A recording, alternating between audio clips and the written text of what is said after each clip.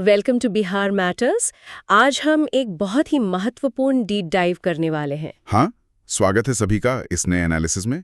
और ये सेशन उन सभी के लिए बहुत खास होने वाला है जो एग्जाम्स की तैयारी में लगे हैं। सही कहा। आज के इस डीप डाइव का मुख्य विषय है पीरियोडिक लेबर फोर्स सर्वे यानी PLFS 2025-26 और खासकर बिहार एम्प्लॉयमेंट डायनामिक्स पर इन आंकड़ों का क्या असर पड़ रहा है, ये हमें समझना है। बिल्कुल।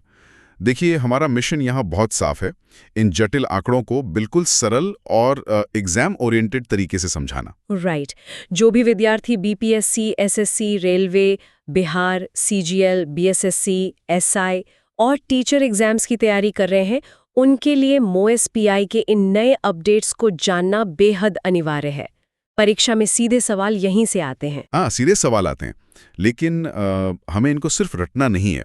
हमें इस पूरे डेटा के पीछे जो आर्थिक कहानी चल रही है उसको समझना होगा, तभी एनालिटिकल सवाल हल हो पाएंगे। तो चलिए सीधे मुद्दे पर आते हैं और इन रिपोर्ट्स को डिकोड करते हैं।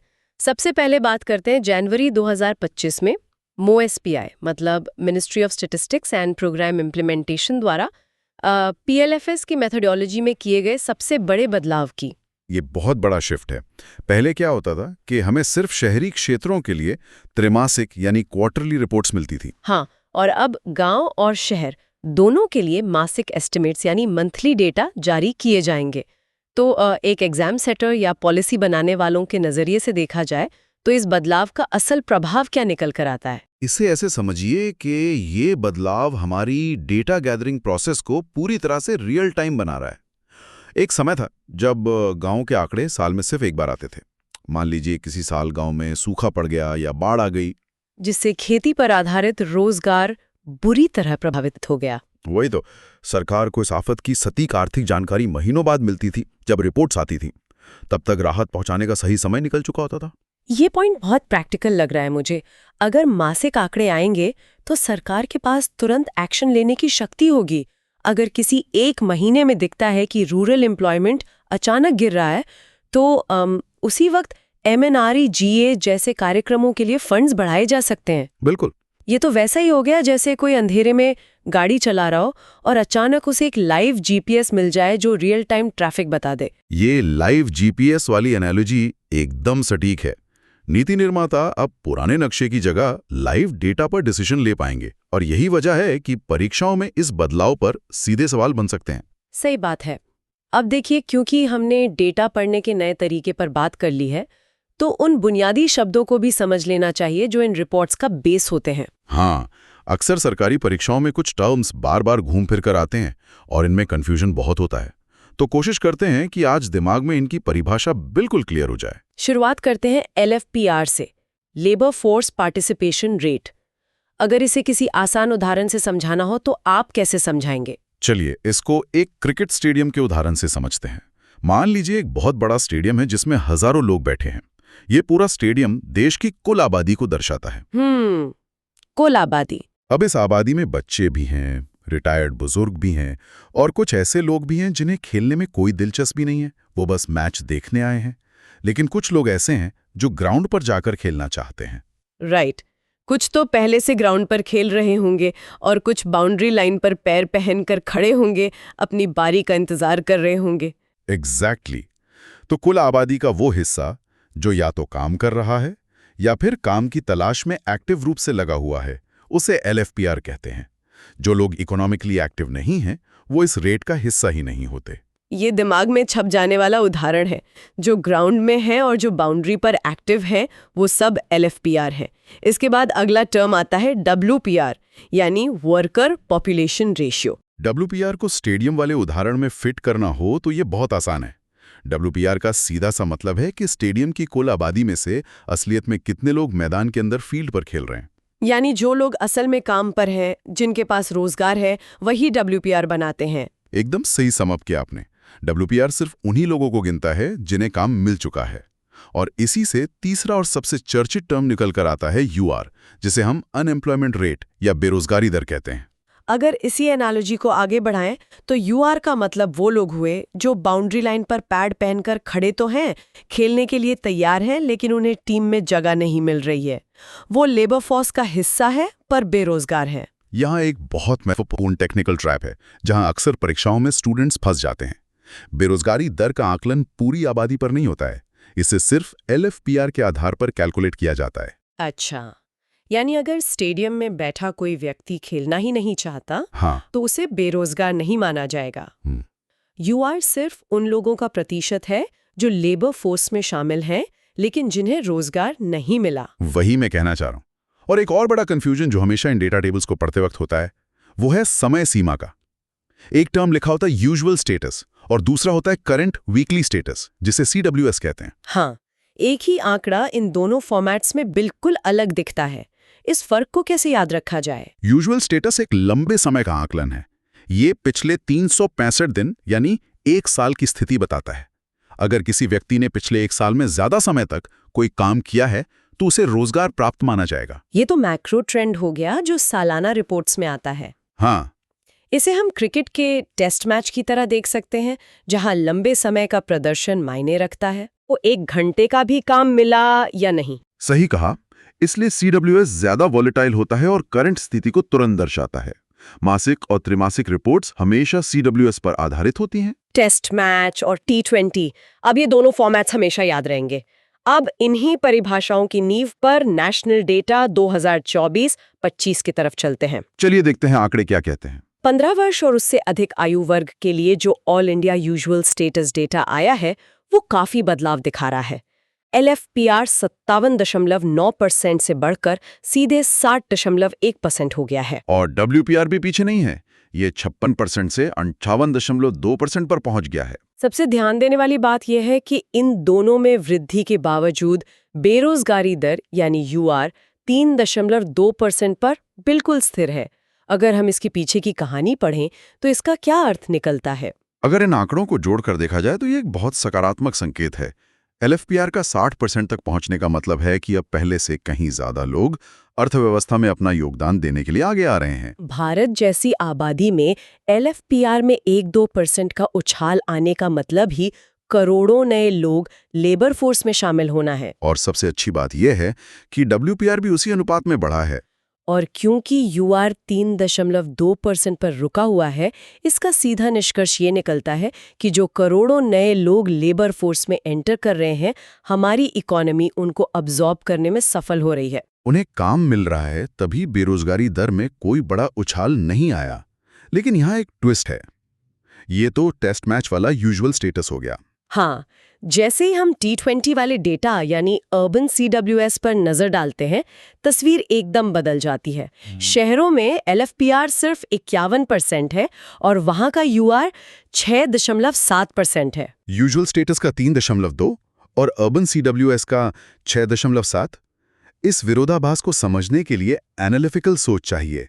पहली बात, CWS हमेशा यूजुअल स्टेटस से थोड़ी ज्यादा बेरोजगारी दिखाता है, क्योंकि ये सिर्फ 1 हफ्ते का आकलन है। शहरों में काम का नेचर भी अलग होता है ना, लोग एक नौकरी छोड़कर दूसरी ढूंढने के बीच में गैप्स लेते हैं। दूसरी बात, शहरों में 51% LFPR का मुख्य कारण ये है कि वहां महिलाओं की श्रम भागीदारी गांव के मुकाबले अपेक्षाकृत कम है।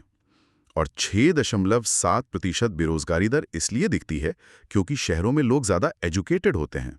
वो किसी भी छोटे काम को तुरंत पकड़ने की जगह अपनी डिग्री और अपेक्षाओं के अनुरूप बेहतर जॉब के इंतजार करना पसंद करते हैं, और इस इंतजार के दौरान वो डेटा में बेरोजगार काउंट होते हैं। यहाँ पर सितंबर 2025 से फरवरी 2026 तक के मंथली पल्स की डिटेल बहुत रोचक हो जाती है।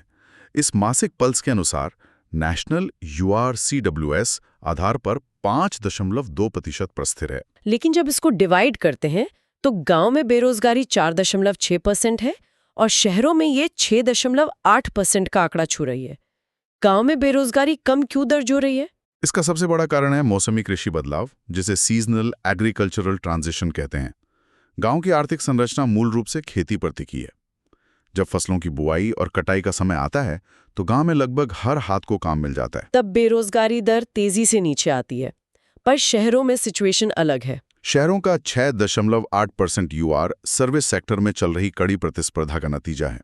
हर साल लाखों नए ग्रेजुएट्स मार्केट में आते हैं, पर IT या फॉर्मल सर्विस सेक्टर्स में रोजगार के अवसर उस रफ्तार से नहीं बढ़ रहे हैं। कंपटीशन कट थ्रोट है और डिग्री होने के बावजूद जॉब मैचिंग में समय लग रहा है।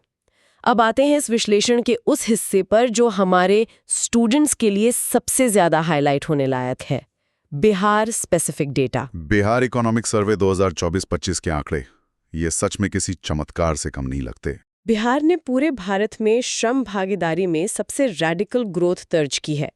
बिहार का LFPR, जो एक समय में 38% के लगभग रहता था, वो सीधे उछालकर 43.4% पर आ गया है। इस शिफ्ट के पीछे क्या कहानी है? बिहार का ये आंकड़ा आने वाले समय में एक केस स्टडी बनेगा। एक लंबे अरसे तक बिहार का LFPR नेशनल एवरेज से बहुत पीछे स्ट्रगल कर रहा था, लेकिन 43.4% की छलांग का मतलब है कि लगभग 5.4% नई आबादी ने अचानक आर्थिक गतिविधियों ने हिस्सा लेना शुरू कर दिया है। बिहार की कुल आबादी को देखते हुए ये लाखों लोगों का आंकड़ा बनता है जो पहले इनएक्टिव थे और अब काम कर रहे हैं। ये दिखाता है कि राज्य की जमीनी आर्थिक संरचना में कुछ बहुत गहरा स्ट्रक्चरल बदलाव आया है। और इस बदलाव का सबसे बड़ा कारण उस रिपोर्ट में मिलता है जो EACPM यानी Economic Advisory Council to the Prime Minister ने जारी की है। इस स्टडी का निष्कर्ष बहुत खास है। हाँ, उस रिपोर्ट के अनुसार 2017 से 2025 के बीच रूरल बिहार में महिला LFPR में 6 गुना यानी 6 टाइम्स की विशाल वृद्धि हुई है। पूरे देश में ऐसी वृद्धि दर और कहीं देखने को नहीं मिली। एक दशक से भी कम समय में महिलाओं का इस पैमाने पर आगे आना कैसे संभव हुआ? ये कोई अचानक हुआ चमत्कार नहीं है, बल्कि एक मजबूत नीति का सफर है जिसमें सबसे मुख्य भूमिका जीविका मॉडल की रही है। बिहार सरकार द्वारा शुरू किए गए इस बिहार रूरल लाइवलीहुड्स प्रोजेक्ट ने गांव-गांव में महिलाओं को सेल्फ हेल्प ग्रुप्स में संगठित किया। जब इन महिलाओं तक माइक्रो फाइनेंस की पहुंच हुई तो उन्होंने छोटे-छोटे व्यवसाय शुरू किए। किसी ने मुर्गी पालन शुरू किया, किसी ने सिलाई कढ़ाई, तो किसी ने गांव में किराने की दुकान खोली। फॉस की कैटेगरी में डाल देते थे। आज वो सभी आर्थिक रूप से सक्रिय हैं। ये 6 गुना वृद्धि केवल 1% नहीं है, ये हजारों गांवों में महिला सशक्तिकरण की एक असल कहानी है। उन्होंने आर्थिक आजादी के साथ साथ सामाजिक सम्मान भी हासिल किया है। लेकिन जहां एक तरफ ये उम्मीद जगाने वाली तस्वीर है, वहीं बिहार डेटा का एक दूसरा पहलू भी है जो चिंता का विषय है। बिहार का ओवरऑल यूजुअल स्टेटस बेरोजगारी दर भले ही 3.4% हो, जो राष्ट्रीय औसत के बराबर है, पर अर्बन बिहार में युवा बेरोजगारी जो 15 से 29 वर्ष की आयु वर्ग में आती है, वो अभी भी 10.8% पर रुकी हुई है। ये सच में एक बहुत बड़ा पैराडॉक्स है। एक तरफ LFPR बढ़ रहा है और दूसरी तरफ शहरी युवाओं में इतनी भारी बेरोजगारी है। ये 10.8% का आंकड़ा क्या दर्शाता है? इस चुनौती की जड़ में एस्पिरेशन मिसमैच का कॉन्सेप्ट है। इसे वापस क्रिकेट की उस बाउंड्री वाली एनालॉजी से जोड़कर देख सकते हैं। बिहार में एक आम युवा जब ग्रेजुएट होता है तो उसकी पहली और अक्सर आखिरी पसंद सरकारी नौकरी होती है। वो युवा पैड पहनकर बाउंड्री पर खड़े हैं, लेकिन वो डोमेस्टिक लीग या छोटे मैचेस नहीं खेलना चाहते। उन्हें सीधे नेशनल टीम में जगह चाहिए। वही बात है, वो सालों तक तैयारी करते हैं और उस लंबे दौरान डेटा उन्हें अनएम्प्लॉयड गिनता है। इसके अलावा बिहार के शहरों में IT पार्क्स या बड़ी मैन्युफैक्चरिंग इंडस्ट्रीज की कमी है। जो पढ़े लिखे युवा हैं, उनके स्टैंडर्ड के हिसाब से प्राइवेट जॉब्स अवेलेबल नहीं है और छोटा काम वो करना नहीं चाहते। नतीजन यूथ अनएम्प्लॉयमेंट का रेट 10.8% पर बना रहता है। ये एस्पिरेशन मिसमैच का कॉन्सेप्ट आंखें खोलने वाला है। लोग काम ढूंढ रहे हैं पर अपनी शर्तों पर, तो आखिर जो लोग काम कर रहे हैं वो किस क्षेत्र में हैं? इसके लिए सेक्टरल शिफ्ट्स के आंकड़ों पर ध्यान देना होगा। सितंबर 2025 के डेटा के अनुसार गांव में अभी भी 57.7% वर्कफोर्स कृषि पर निर्भर है। वही शहरी क्षेत्रों में 62% वर्कफोर्स टर्शरी यानी सर्विस सेक्टर में काम कर रही है। इस बंटवारे से बड़ा गहरा निष्कर्ष निकलता है। यही हमारी आर्थिक विकास यात्रा का सबसे बड़ा विरोधाभास है। आमतौर पर दुनिया भर में अर्थव्यवस्थाएं एक पैटर्न फॉलो करती हैं।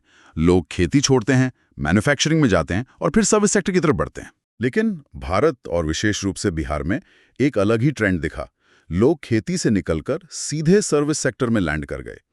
57.7% आबादी का गांव में कृषि पर निर्भर होना ये बताता है कि खेती पर दबाव अभी भी हद से ज्यादा है। और शहरों में 62% लोग सर्विस सेक्टर में हैं, जिसमें कॉर्पोरेट ऑफिसेज से लेकर डिलीवरी पार्टनर्स और कैब ड्राइवर्स तक सब शामिल हैं। जो इंटरमीडिएट स्टेज होती है यानी मैन्युफैक्चरिंग, वो बीच में कहीं मिसिंग रह गई। इस क्षेत्रीय वितरण में एक और आंकड़ा बहुत ध्यान आकर्षित करता है। रूरल क्षेत्रों में सेल्फ एम्प्लॉयमेंट या स्वरोजगार का आंकड़ा 62.8% तक बढ़ गया है। क्या ये आंकड़ा गांव में किसी बढ़ते हुए स्टार्टअप कल्चर का संकेत है? ये स्टार्टअप कल्चर उस तरह का नहीं है जैसा हम टीवी शोज में देखते हैं। गांव में सेल्फ एम्प्लॉयमेंट का असली मतलब माइक्रो एंटरप्रेन्योरशिप और लोगों की रेजिलियंस है। जब खेती में आमदनी कम होने लगी और फॉर्मल कंपनीज में रोजगार नहीं मिला तो लोगों ने हार नहीं मानी। उन्होंने अपने छोटे व्यवसाय खड़े किए। कोई डेयरी फार्म चला रहा है, कोई ट्रैक्टर किराए पर दे रहा है, और जैसा हमने जीविका मॉडल में देखा, महिलाएं छोटे उत्पादन के काम कर रही हैं। ये आंकड़ा उनकी अपनी रोजी रोटी खुद पैदा करने की क्षमता को दिखाता है। ये तो हुई आंकड़ों और ग्राउंड रियलिटी की बात, लेकिन इन PLFS आंकड़ों को देखने के बाद सरकार की पॉलिसी लेवल पर क्या हलचल हुई है? 2025 में सरकार ने एक बहुत महत्वाकांक्षी योजना शुरू की है, प्रधानमंत्री विकसित भारत रोजगार योजना। परीक्षाओं के लिए ये एक हॉट टॉपिक है। इसका बजट लगभग 99,446 करोड़ रखा गया है और आने वाले 2 सालों में 3.5 करोड़ नए रोजगार पैदा करने का लक्ष्य है। ये योजना किस तरह से काम करेगी? ये योजना सीधे तौर पर उसी मिसिंग मिडिल प्रॉब्लम को टारगेट कर रही है जिसकी हमने चर्चा की, यानी मैन्युफैक्चरिंग सेक्टर में जॉब्स की कमी। सरकार चाहती है कि फैक्ट्रीज नए लोगों को हायर करने में हिचकिचाए नहीं। अगर इस योजना के मैकेनिज्म को थोड़ा प्रैक्टिकली समझा जाए, मान लीजिए किसी फैक्ट्री के मालिक को नए वर्कर्स हायर करने हैं, तो उसके नजरिए से ये स्कीम उसको कैसे फायदा पहुंचाती है? इस मैकेनिज्म को समझना सरल है। जब कोई मैन्युफैक्चरिंग कंपनी किसी नए कर्मचारी को पहली बार फॉर्मल वर्कफोर्स में लाती है, तो सैलरी का एक हिस्सा EPF यानी एम्प्लॉइज प्रोविडेंट फंड में जमा होता है। नियम के अनुसार इसमें कुछ हिस्सा एम्प्लॉय की सैलरी से कटता है और बराबर का हिस्सा एम्प्लॉयर या कंपनी को अपनी तरफ से देना पड़ता है। इस नई योजना के तहत सरकार ने घोषणा की है कि मैन्युफैक्चरिंग सेक्टर में नए जुड़ने वाले कर्मचारियों के लिए पहले 2 साल तक EPF का पूरा योगदान एम्प्लॉयर और एम्प्लॉई दोनों का हिस्सा सीधे सरकार वहां करेगी। ये एक मास्टर स्ट्रोक लग रहा है। एक फैक्ट्री मालिक के लिए नए वर्कर को हायर करने का फाइनेंशियल रिस्क अचानक से कम हो जाता है। 2 साल तक बिना किसी भारी EPF बोझ के वो नए लोगों को ट्रेन कर सकता है। और कर्मचारी की इनहैंड सैलरी में भी कटौती नहीं होती। ये दोनों पक्षों के लिए एक विन विन सिचुएशन बन जाती है। सरकार का सीधा उद्देश्य यही लगता है कि खेती पर जो ओवर डिपेंडेंस है उसको यहाँ ट्रांसफर किया जा सके। एकदम सही विश्लेषण। इस प्रोत्साहन से फॉर्मल इकोनॉमी में रोजगार तेजी से बढ़ने की उम्मीद है। नए रोजगार पैदा करने का ये एक बहुत ही डायरेक्ट तरीका है। तो इस पूरे डीप डाइव को अगर हम समेटें तो एक बात बिल्कुल साफ निकल कर आती है। ये जो PLFS और मॉस्पी के आंकड़े हैं, ये केवल नंबर्स या एग्जाम के बुलेट पॉइंट्स नहीं है। ये भारत और विशेष रूप से बिहार की बदलती आर्थिक संरचना की कहानी बयान करते हैं। गांव की महिलाओं का आर्थिक आज़ादी की तरफ बढ़ना, शहरी युवाओं का अपनी अपेक्षाओं और हकीकत के बीच स्ट्रगल करना और सरकार का मैन्युफैक्चरिंग सेक्टर में जान फूंकने का प्रयास। ये सब आपस में जुड़े हुए हैं। जो विद्यार्थी इन तथ्यों को सिर्फ रटने की जगह उनके आर्थिक परिणाम समझ लेंगे, वो परीक्षा में बाकी सबसे बहुत आगे निकल जाएंगे। तथ्यों के पीछे के क्यों और कैसे को समझना ही असल ज्ञान है। जब हम विभिन्न पहलुओं से इन डेटा पॉइंट्स को कनेक्ट करते हैं तो एक क्लियर तस्वीर बनती है जो लंबे समय तक याद रहती है। और इस बड़ी तस्वीर के साथ ही चलिए आते हैं आज के फाइनल थॉट पर। ये एक विचार उत्तेजक सवाल जो हमारे स्टूडेंट्स को जरूर सोचना चाहिए।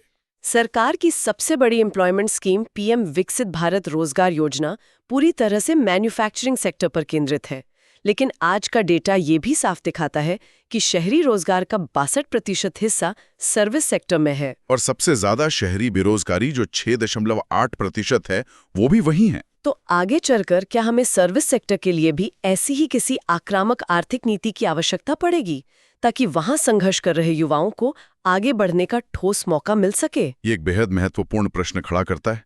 अगर अर्थव्यवस्था का सबसे बड़ा हिस्सा सर्विसेज पर टिका है, तो वहां जॉब क्रिएशन की नीतियों को नजरअंदाज करना आगे चलकर बड़ी चुनौती बन सकता है। इस पर सभी विद्यार्थी अपने विचार जरूर बनाएं। सही कहा। उम्मीद है इस डीप डाइव से इन जटिल आंकड़ों को समझने और उन्हें परीक्षा में अप्लाई करने का एक नया नजरिया मिला होगा। इन की पॉइंट्स को रिवाइज जरूर करें और सीरीज आगे भी जारी रहेगी। अगले सेशन में आपसे फिर मुलाकात होगी नए डीप डाइव के साथ। ज्ञान की इस खोज को जारी रखिए और पढ़ते रहिए। बिहार मैटर्स से जुड़े रहने के लिए धन्यवाद। नमस्कार।